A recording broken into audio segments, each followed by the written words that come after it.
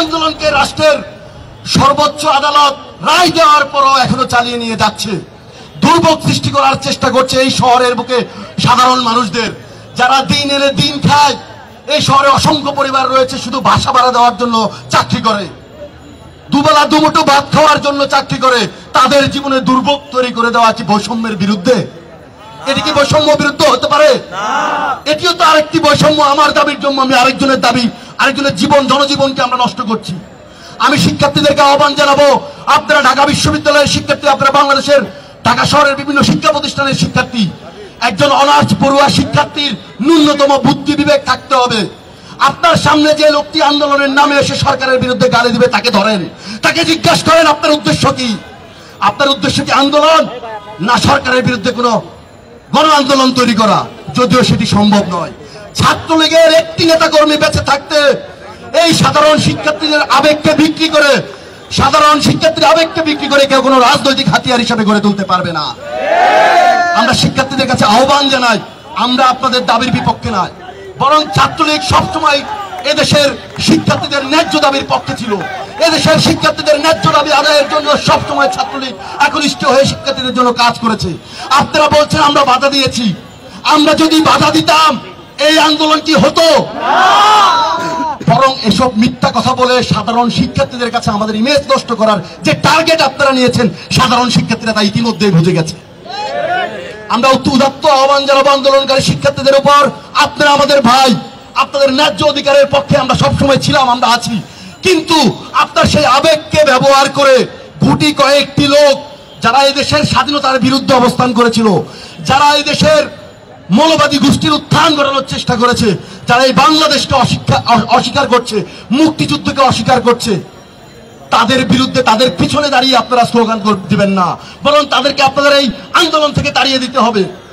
এবং আমি আহ্বান জানাবো অতি দ্রুত আপনারা আপনাদের ভুলটি বুঝতে পেরে, যেখানে আদালত সরাসরি রায় দিয়েছে তারপরে কোনো আন্দোলন থাকতে পারে না। যেটি থাকবে সেটি আন্দোলন নয়, সেটি উদ্দেশ্য প্রণোদিত, আপনাদের আবেগকে বিক্রি করা। বলে আমি আমার বক্তব্য শেষ করব। তার আগে আমাদের ছাত্রলীগের নেতাকর্মীর উদ্দেশ্যে বলবার, আমাদেরকে নানাভাবে আমাদের ইমেজ ডাউন করার চেষ্টা, ষড়যন্ত্র চলছে। আপনারা এটি জানেন, দেখেছেন। নানা সময় বাংলাদেশ আওয়ামী লীগ একমাত্র দল যাকে সবচেয়ে বেশি চরিত্র হনন করা হয়েছে। 1975-এর জাতির পিতার হত্যার পর থেকে বলা হয়েছে বাংলাদেশ আওয়ামী লীগ মুসলিম রাষ্ট্র হিসাবে বাংলাদেশ চায় না, ধর্মের বিরুদ্ধে। কিন্তু বলেছে অনেক সময় বাংলাদেশ ইন্ডিয়াকে বিক্রি করে দিচ্ছে আওয়ামী লীগকে, যে নানা ধরনের গুজব ছড়িয়ে আওয়ামী লীগের সম্মানহানি করা হয়েছে। ঠিক একইভাবে আজকে ছাত্রলীগ ছাত্র সমাজের কাছে সবচেয়ে জনপ্রিয় ছাত্র সংগঠন। এই জনপ্রিয় ছাত্র সংগঠনকে টার্গেট নিয়ে আমাদের ইমেজকে ডাউন করার লক্ষ্যে অনেকেই ষড়যন্ত্র করছে। তাদের ষড়যন্ত্রে আমরা পা দেব না। কিন্তু একটি কথা আমাদেরকে মনে রাখতে হবে, শিক্ষার্থীদের আবেগকে কাজে লাগিয়ে যদি কেউ সরকার বিরোধী কোনো ষড়যন্ত্র করে থাকে, ছাত্রলীগের একটি নেতা কর্মীও বেঁচে থাকতে সেই ষড়যন্ত্র সফল হবে না, হবে না, হবে না ইনশাআল্লাহ। সবাই ভালো থাকবেন। জয় বাংলা, জয় বঙ্গবন্ধু, জয় দেশরত্ন শেখ হাসিনা।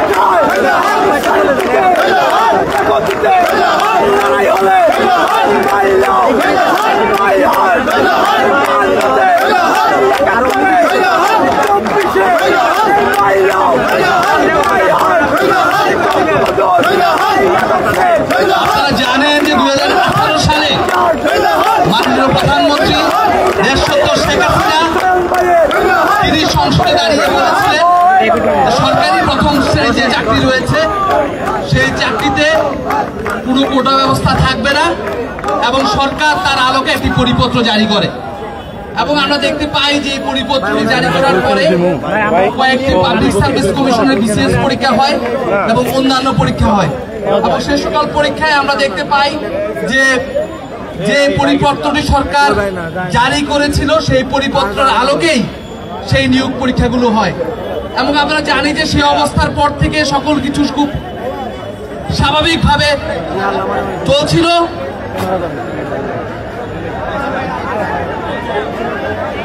আমরা দেখছেন সবগুলো আছে।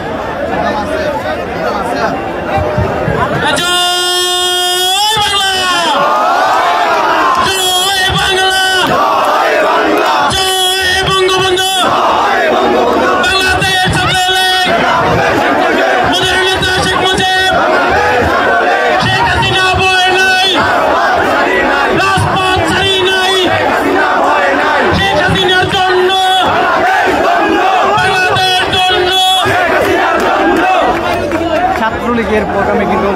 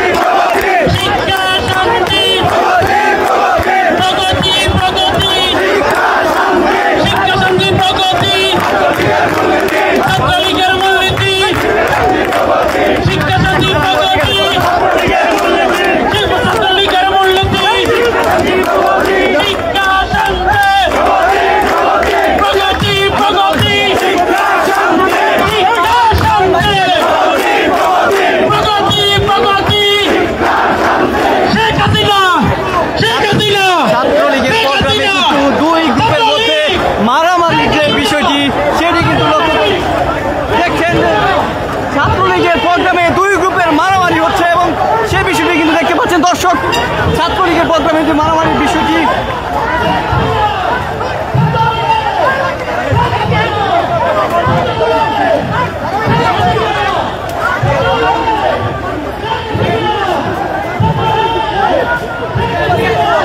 দুই গ্রুপের মারামারি হচ্ছে ছাত্রলীগের প্রোগ্রামে এবং দেখতে পাচ্ছেন যে ছাত্রলীগের কর্মসূচি কিন্তু টিএসসিতে হওয়ার কথা এবং সেখানে কিন্তু হচ্ছে এবং এর মাঝেই কিন্তু দুই গ্রুপের যে সংঘর্ষ দেখছেন যে ছাত্রলীগের যে মারামারি যে দৃশ্য সেটি দেখছেন ছাত্রলীগের যে কর্মসূচি সেখান থেকেই দুই গ্রুপের হঠাৎ করে যেই হাতাহাতি এবং সেখান থেকেই কিন্তু সংঘর্ষের মতো একটি ঘটনা কিন্তু আসলে জন্ম দেয়। মারামারি যে বিষয়টি সেটি কিন্তু দেখছেন পুরোপুরো উত্তপ্ত একটা অবস্থা রয়েছে এবং পাশে কিন্তু ছাত্রলীগের কেন্দ্রীয় সভাপতি এবং সেক্রেটারি যিনি রয়েছেন তারা কিন্তু রয়েছেন, তারা বক্তব্য দেবেন এই কর্মসূচিতে। এবং যারা আসলে নেতাকর্মীরা নিচে ছিলেন অর্থাৎ এই সমাবেশ এই কর্মসূচিকে যারা আসলে অংশগ্রহণ করেছেন তাদের মধ্যেই দুটি গ্রুপের মধ্যে হঠাৎ করে যে সংঘর্ষ বাধে এবং সেখান থেকে দুইটি গ্রুপ কিন্তু যে মারামারির যে দৃশ্য সেটি কিন্তু দেখতে পাচ্ছেন আপনারা সমকালের সাথে সরাসরি সেই বিষয়টি কিন্তু দেখাচ্ছিলাম। এখনও কিন্তু কিছুটা উত্তপ্ত অবস্থায় রয়েছে যে ছাত্রলীগের যে প্রোগ্রাম সেখানে কিন্তু মারামারির যে বিষয়টি অর্থাৎ আজকে কোটা আন্দোলনকারী যারা রয়েছেন তারা কিন্তু শাহবাগে অবস্থান করছেন এবং সেখানে কিন্তু পুলিশ কিন্তু সতর্ক অবস্থান রয়েছে এবং পাশাপাশি ছাত্রলীগের যেই কর্মসূচি সেটি কিন্তু টিএসসি এলাকায় সেটি কর্মসূচি তারা পালন করছেন এবং সেই কর্মসূচিতেই ছাত্রলীগের যে দুটি গ্রুপ তাদের মধ্যে কিন্তু হঠাৎ করে যে হাতাহাতি এবং এক পর্যায়ে যে মারামারির যে বিষয়টি সেই মারামারি কিন্তু আসলে শুরু হয়ে যায় এবং এখনও পরিস্থিতি আসলে স্বাভাবিক বলা যায় না এবং দুটি গ্রুপের মধ্যে আবারও সংঘর্ষ তৈরি হয় কিনা সেটি এখন দেখার বিষয় এবং কিছুক্ষণ আগে কিন্তু এটি শুরু হয়েছিল অর্থাৎ ছাত্রলীগের কেন্দ্রীয় যে নেতারা রয়েছেন তারা যখন বক্তব্য দিচ্ছেন ঠিক সেই মুহূর্তে সামনে যে নেতাকর্মীরা রয়েছিলেন তাদের একটা অংশ কিন্তু আসলে সেখানে কিন্তু মারামারি এবং সেখান থেকে আমরা দেখেছি যে দু একজনের হাতে কিন্তু লাঠি সহ এরকম যে বিষয়টি সেটি কিন্তু সেখানে ছিল এবং তারা কিন্তু সেখানে মারামারির মতো দৃশ্য অর্থাৎ মারামারি কিন্তু আসলে